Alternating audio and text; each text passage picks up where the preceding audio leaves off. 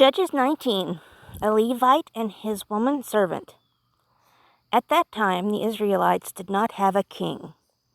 There was a Levite who lived far back in the hill country of Ephraim. He had taken as a wife a slave woman. She was from the city of Bethlehem in the country of Judah. But his slave woman had an argument with him. She left him and went back to her father's house in Bethlehem in Judah. She stayed there for 4 months. Then her husband went after her. He wanted to speak kindly to her so that she would come back to him. He took with him his servant and 2 donkeys. The Levite came to her father's house. Her father saw the Levite and came out to greet him. The father was very happy. The woman's father led the Levite into his house. The Levite's father-in-law invited him to stay, so he stayed for 3 days. He ate, drank, and slept in his father-in-law's house. On the 4th day they got up early in the morning. The Levite was going to get ready to leave. But the young woman's father said to his son-in-law, "Eat something first. After you eat, you can go." So the Levite and his father-in-law sat down to eat and drink together.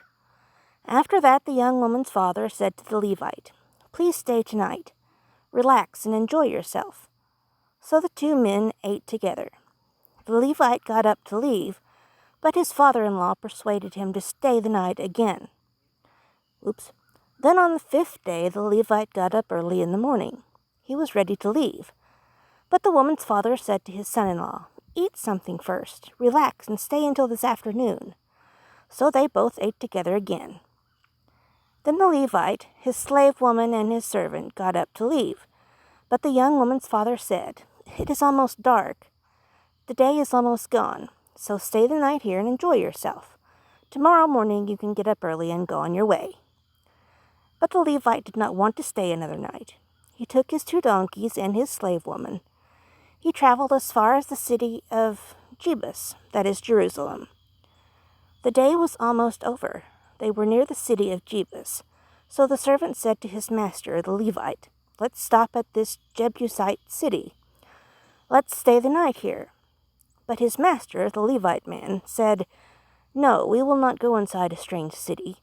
Those people are not Israelites. We will go to the city of Gibeah." The Levites said, "Come on, let's try to make it to Gibeah or Ramah. We can stay the night in one of those cities." So the Levite and those with him traveled on.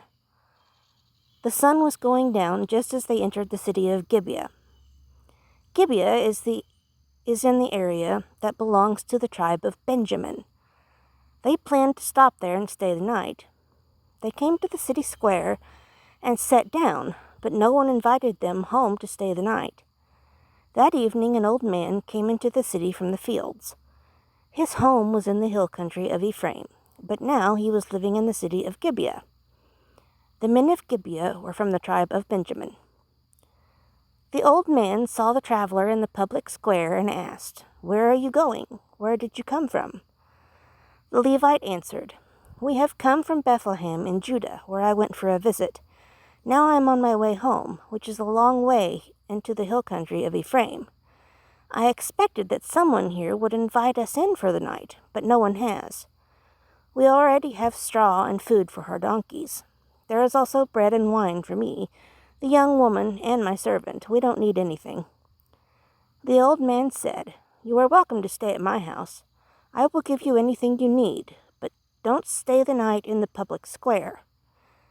Then the old man took the Levite and the people with him to his house. He fed their donkeys. They washed their feet, and then had something to eat and drink. While the Levite and those who were with him were enjoying themselves, some very bad men from the city surrounded the house. They began beating on the door. They shouted at the old man who owned the house. They said, "Bring out the man who came to your house. We want to have sex with him." The old man went outside and said to them, "My friends, don't do such an evil thing. This man is a guest in my house. Don't commit this terrible sin. Look, here is my daughter. She has never had sex before. I will bring her out to you now. This man also has a slave woman. You can use them any way you want, but don't do such a terrible sin against this man." But those evil men would not listen to the old man. So the Levite took his slave woman and put her outside with them. They hurt her and raped her all night long. Then at dawn they let her go. At dawn the woman came back to the house where her master was staying. She fell down at the front door and lay there until it was daylight.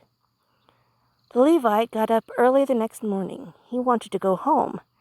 He opened the door to go outside, and a hand fell across the threshold of the door. There was his slave woman. She had fallen down against the door. The Levite said to her, "Get up, let's go." But there was no answer. The Levite put her body on his donkey and went home. When he arrived at his house, he took a knife and cut her body into 12 parts. Then he sent the 12 parts of the woman to each of the areas where the Israelites lived. Everyone who saw this said, "Nothing like this has ever happened in Israel before. We haven't seen anything like this from the time we came out of Egypt. Discuss this and tell us what to do."